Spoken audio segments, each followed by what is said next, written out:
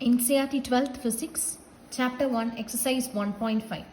When a glass rod is rubbed with a silk cloth, charges appear on both. A similar phenomenon is observed with many other pairs of bodies. Explain how this observation is consistent with the law of conservation of charges. Conservation of அப்படிங்கிற போது நம்ம என்ன பண்ணிப்போம், conservation of எனர்ஜின்னு பார்த்தோம்னா energy can either be created nor be Detroit.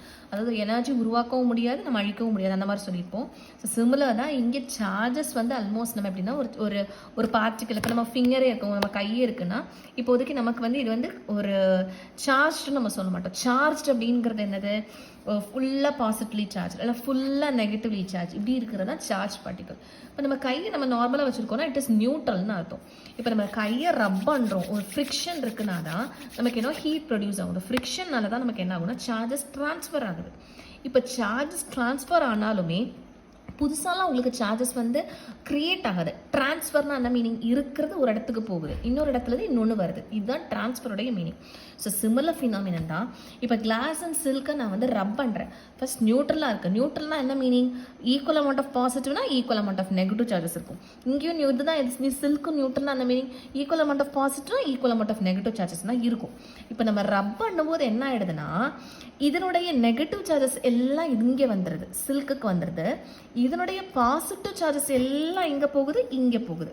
இப்போ இங்கேருந்து negative charges எல்லாம் இங்கே வருது, இதனுடைய சில்க்னுடைய பாசிட்டிவ் சார்ஜஸ் எல்லாம் கிளாஸுக்கு போகுது. ஸோ இங்கே ஏதாவது நமக்கு வந்து புதுசாக ஏதாவது கிரியேட் ஆயிருக்கா, கண்டிப்பாக இல்லை, ட்ரான்ஸ்ஃபர் மட்டும்தான் நடக்குது.